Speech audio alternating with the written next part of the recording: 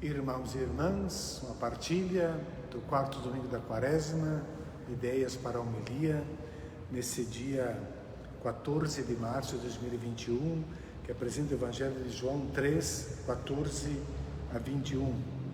Domingo também chamado da alegria. E é nesse Evangelho nós vemos que é necessário que o Filho do Homem seja levantado. E Deus amou tanto o mundo que entregou o seu Filho, uma escatologia já realizada, uma escatologia presente. Orígenes, no século III, já dizia: a flor das Sagradas Escrituras é o Evangelho, e a flor do Evangelho é o Evangelho de João, no qual o sentido profundo e oculto ninguém poderá jamais colher plenamente. Evangelho denso, nesse quarto domingo da Quaresma, o foco é a misericórdia de Deus, o amor de Deus que amou o mundo, num diálogo com Nicodemos. Esse diálogo nos mostra a proximidade de Deus conosco. E João faz, neste texto, um paralelo com a serpente levantada no deserto por Moisés, pelas serpentes venenosas, e a paixão e morte de Jesus, que também foi levantado numa cruz. O Evangelho do diálogo vai desvanecendo a figura de Nicodemos até concluir a parte de hoje num monólogo em que Jesus fica falando, um texto de revelação. Jesus torna-se então o protagonista iniludível. É ele que vai falando e vai revelando o seu ensinamento. Esse diálogo com Nicodemos ocorre à noite. Muitos vão pensar logo que se trata de medo. Provavelmente o personagem encobria-se rumo aos muros de Jerusalém para ir ao encontro de Jesus, para não ser visto. Mas será isso mesmo? Na verdade, podemos lê-lo de outra maneira, esse fato cronológico. Nicodemos é um rabino. Ele segue a observância estrita da lei, do grupo dos fariseus, é um chefe dos judeus, um nobre, membro do Sinédrio, e apresentado por João como um homem mestre em Israel. A razão porque ele vai para Jesus, ele mesmo explicita na sua afirmação ao encontrar Jesus. Ele ficou impressionado com o gesto provocatório de Jesus no templo, e que poderia significar várias coisas. Ele queria compreendê-lo no sentido verdadeiro, porque ele viu naquele sinal profético um sinal de Deus, a limpeza do templo, a limpeza da religião. Nicodemos quer compreender esse sinal.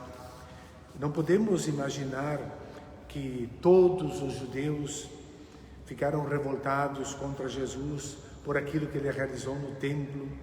Havia aqueles, como ficaram certamente o grupo dos saduceus, e de modo especial aquelas duas famílias, ou aquela família que dominava o templo nas suas riquezas, que se tornou um banco mais poderoso ali no Médio Oriente naquele tempo, né? As famílias de Anás e Caifás, sumos sacerdotes que colaboraram, trabalharam no processo contra Jesus e contra os apóstolos. Nem todos os fariseus reagiram negativamente a Jesus, pois muitos tinham uma atitude verdadeira, buscavam sinceramente a observância da lei. Nicodemos certamente era um desses. Corresponde àquelas pessoas que se deixam interrogar pelos acontecimentos. Eles se deixaram interrogar pelos ensinamentos de Jesus, os atos de Jesus. Muitos rabinos, então, com relação à noite, muitos rabinos estudavam e meditavam a palavra de Deus à noite, e assim o tempo noturno pode ser um tempo de iluminação. Nós vemos que Jesus também se retira ainda de madrugada, quando está escuro, para rezar. E nós lemos no Salmo, no primeiro Salmo do Saltério, nós vamos ler: seu prazer está na lei de Javé, e medita sua lei dia e noite. É um momento de meditação. Tremei e não pequeis, refleti em vossos corações no leito e ficai em silêncio. A noite é como um momento de aprofundar e de meditar as coisas importantes. Também para nós a noite, ela é o tempo das interrogações, que nos volta à mente aquelas coisas mais profundas que não ficam esquecidas, e os questionamentos e reflexões que não querem se calar e que durante o dia nós facilmente os sufocamos no corre-corre ou na sobrecarga de atividades e ocupações. Nicodemos e os fariseus, influenciados pela teologia messiânica, certamente se perguntavam sobre Jesus. Jesus, talvez ele sendo chefe, vai ser enviado lá pelo seu grupo para saber quem é esse homem que cumpre gestos tão poderosos contra o templo, gestos tão potentes em nome de Deus. Queria compreender, queria saber melhor. Sabemos, por isso que ele já revela a gente, sabemos que és um mestre vindo da parte de Deus. Ninguém pode realizar sinais que tu fazes se Deus não está com ele. Ele compreende isso, mas não é fácil aceitar o que Jesus está propondo, pois está propondo uma religião com outros fundamentos. Jesus atacou violentamente o templo, e que é o centro e o sustentáculo de toda aquela religião dos judeus. Religião do templo estremecia com o ensinamento e as atitudes de Jesus. E hoje nós podemos detectar 3 pontos que Jesus vai corrigir na espiritualidade farisaica. O primeiro é a compreensão da vida eterna como algo futuro, algo que virá depois. Então é a escatologia do futuro, é substituída em João por uma escatologia do presente. Primeiro ponto. Segundo ponto, a teologia que vê no julgamento de Deus um modo de recompensar os bons e de castigar os maus. O julgamento de Deus como castigo e condenação. E terceiro ponto, a compreensão da verdade, não como doutrina, mas como vida prática. Jesus diz para Nicodemos: quem não nasce do alto não pode ver o reino de Deus. Portanto, é preciso uma conversão radical, é preciso uma mudança de mentalidade muito profunda para sairmos da religião da morte e aceitarmos e entrarmos no reino de Deus que Jesus veio trazer e que nos coloca diante da religião, da prática, da verdade e da vida. Nicodemos não compreendeu. Ele pensava que era preciso nascer de novo como que voltando ao ventre materno, assim como tem a mesma palavra zerá no hebraico para significar a semente de uma planta e também o sêmen humano. É preciso enterrar essa semente humana de novo no ventre de uma mulher e nascer de novo. Mas Jesus explica: o que nasce da carne é carne, não se trata de nascer biologicamente, e o que nasce do Espírito é Espírito. A conversão é um nascimento espiritual. Aquele que nasce vê a luz do dia, e quem nasce da conversão vê a luz de Deus, vê o reino de Deus se realizando. E por isso Jesus vai aprofundando. Então Nicodemos pergunta: como é possível que aconteça isso? E Jesus explica a chegada dessa nova vida por meio da morte e a morte por meio da cruz. E por isso diz: a vida eterna é a glória. Ela passa pela cruz, que é o símbolo do amor. E daí vem a comparação com a serpente levantada no deserto. Do mesmo modo como Moisés levantou a serpente no deserto, assim é necessário que o Filho do Homem seja levantado. Nessa comparação, o verbo ripsol, elevar-se, enaltecer, exaltar. Vós sabereis que eu sou quando eu for levantado. Quando serei elevado da terra, atrairei todos a mim. Subir, porém chegar ao alto, subir na escala social, na graduação dos postos de comando. Esta é uma elevação que o coração humano deseja. Elevar-se, estar acima, olhar os outros de cima para baixo.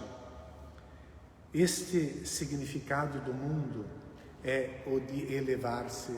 Jesus estaria usando esse verbo no mesmo sentido, uma exaltação de estar acima, mas aqui fica claro que não se trata disso. Jesus está fazendo referência a uma profecia muito conhecida do Antigo Testamento, no final do capítulo 53 de Isaías, onde ele diz: meu servo terá sucesso, subirá, crescerá muito. E aqui trata-se do servo sofredor. O discípulo, portanto, será elevado, mas logo em seguida, no capítulo 53, Jesus vai dizer como é essa elevação. Ele diz: era desprezado, era a escória da humanidade, homem das dores, experimentado nos sofrimentos, como aquele diante dos quais se cobre o rosto, era amaldiçoado e não fazíamos caso dele. Em verdade, ele tomou sobre si nossas enfermidades e carregou os nossos sofrimentos, e nós o reputávamos como um castigo, como um castigado, alguém ferido por Deus e humilhado. Durante a peregrinação pelo deserto, no Êxodo, em Números 21 se narra as serpentes venenosas que atacavam e picavam os judeus que caminhavam de sandálias ou descalços e que morriam. Moisés cumpriu então um rito pagão, um rito mágico, que não foge disso, que lembra o deus Esculápio, com uma serpente enrolada num cajado, que curava quem olhava para a serpente. E Jesus diz: é preciso que o Filho do Homem seja levantado, isto é, seja posto na cruz. Não é exaltação, mas é o maior abaixamento, como do servo sofredor. No Filho do Homem, este abaixamento torna-se o mais alto grau de humanização. A capacidade de dar a vida por amor. Não existe amor maior. Este é o homem novo, aquele que vê e que entra no reino de Deus, aquele que é capaz de amar. Em que consiste essa vida eterna? A vida eterna é aquela que vem depois, um prêmio futuro? Não. É uma realidade presente, é a escatologia realizada. A vida com a qualidade indestrutível, a qualidade do adjetivo eterna, é aquela que vem de Deus. E crer no Filho do Homem, nós podemos ver no diálogo de Jesus com Marta, no capítulo 11, crês isto? Sim, eu creio, Senhor, que Tu és o Messias, o Filho de Deus, que devia vir a este mundo. Aí Jesus, ele diz: quem crê já tem a vida eterna, é já ter agora a vida eterna. A vida eterna é comunicada aos vivos, agora, e não no futuro. Mas para isso, o olhar deve estar fixo no crucificado, nele, elevado por amor.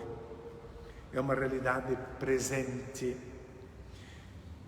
Terceiro ponto, o julgamento de Deus nos traz essa surpresa de sermos amados.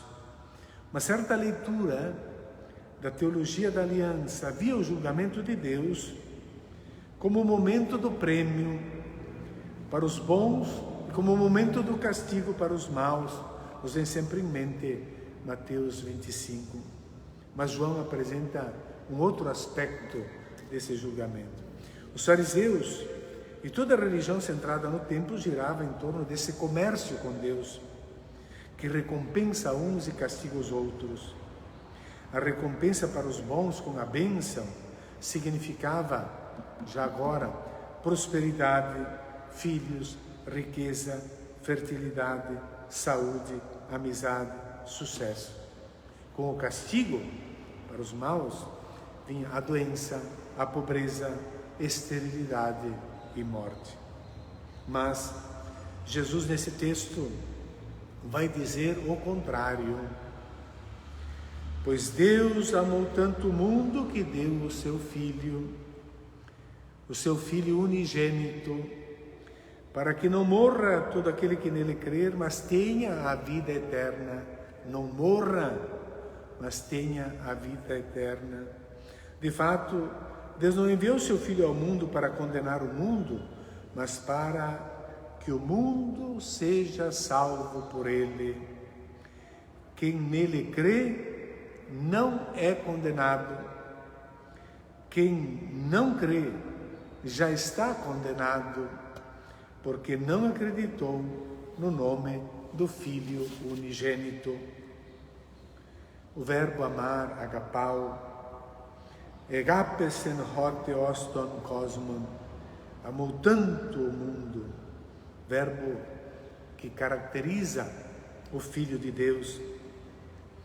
Esse amor que ele recebeu do Eterno, que recebeu do Pai, que vive no amor. É um amor incondicionado, é um amor que leva a esquecer-se de si, para estar disponível, para dar a vida, para salvar os outros. E isso caracteriza a vida de Deus, o amor de Deus. E todo aquele que recebe esse amor será também como Jesus, como Filho do Homem. Ele não veio para condenar, não vem para condenar e castigar, mas veio para salvar. Um amor tão grande que deu o seu próprio Filho. O mundo aqui, o cosmos, ton cosmon, é a humanidade. O amor de Deus ao mundo significa que Deus deu seu Filho e quem nele crê no Filho não é julgado. Quem não crê já está julgado, porque não acreditou no Filho do Homem, no Filho unigênito. Neste mundo, Jesus faz o juízo que condena todos aqueles que se comportam como lobos para os outros, porque a vida de lobos não é a vida humana e ela não é plena, porque não é vida de amor. O rosto de Deus é amor. A humanidade foi desmascarada no seu egoísmo que desumaniza e que mata. O amor que se manifesta na cruz, o amor de Deus que se manifesta, é capaz de desnudar o nosso egoísmo, desvelar nosso egoísmo. Por isso o amor vem para julgar o nosso egoísmo. Quando Jesus é crucificado, fica julgado todo aquele que se comporta como um lobo para os outros. Salvação é deixar que se realize essa vida eterna em nós, é dar a vida pelos outros. Ora, o julgamento é este: a luz veio para o mundo, mas os homens preferiram as trevas à luz, porque suas ações eram más. Quem pratica o mal odeia a luz e não se aproxima da luz, para que suas obras não sejam denunciadas. Mas quem age conforme a verdade aproxima-se da luz, para que se manifeste que as suas ações são realizadas em Deus. Quem pratica o mal odeia a luz. Esperar-se-ia agora a frase oposta correspondente: quem pratica o bem se aproxima da luz. E aqui Jesus diz outra coisa. Ele diz: quem pratica a verdade, quem age conforme a verdade, porque a verdade não é uma doutrina, e para se saber intelectualmente, para se conhecer, mas é uma prática. Agir conforme a verdade não significa observar uma doutrina, mas praticar o bem. Enquanto a doutrina pode dividir, separar, causar guerras e mortes, fazer o bem pode significar somente unir as pessoas, aproximar-se e salvar. Jesus está ensinando então que quem faz o bem chega sempre perto da luz e haverá o encontro com Deus, que é luz. Absorverá essa luz de Deus, que dilatará sua vida, seu coração, seu amor, porque a luz, sendo Deus, sendo amor, o torna eterno, indestrutível. Como conclusão, 4 pequenos pontos. O diálogo com Nicodemos trata do nascimento do homem novo, por meio da aceitação do modelo de vida apresentado pelo Filho do Homem elevado na cruz, o servo da cruz, que dá a vida para salvar o mundo. A humilhação, nesse caso, é exaltação. Segundo, preciso olhar para a serpente. No deserto dessa vida, nós precisamos focar o nosso olhar na cruz de Cristo, porque a morte do Filho na cruz é sinal do amor de Deus, e esse amor é que nos salva. Terceiro, a vida eterna não é promessa de futuro, pois quem crê em Jesus já pertence a Ele e já possui a vida eterna, já é um ser humano completo, realizado, porque é capaz de trabalhar pela vida dos outros. Elevar-se na cruz como Filho do Homem é a meta do ser humano realizado. Em Jesus não se pode separar fé e vida, como tantos fazem hoje. Não se pode igreja, intimidade e vida social completamente separadas, a vida do dia a dia. Não. Não se pode ir à igreja no domingo e depois agir fora dela como se não se fosse cristão. Não é quem diz Senhor, Senhor, que entrará no reino dos céus. Quarto, quem pratica o mal odeia a luz, quem faz a verdade se aproxima da luz. A verdade não é doutrina para crer, mas uma prática para fazer. Significa assumir Jesus como critério de verdade da própria existência. O modelo será levantado diante de nós. Ergamos o olhar e saiamos das nossas falsas religiões e fixemos o olhar em Jesus neste tempo de quaresma, de campanha da fraternidade ecumênica, de diálogo. Tanta gente morrendo e tantos falsos cristãos confundindo e atrapalhando.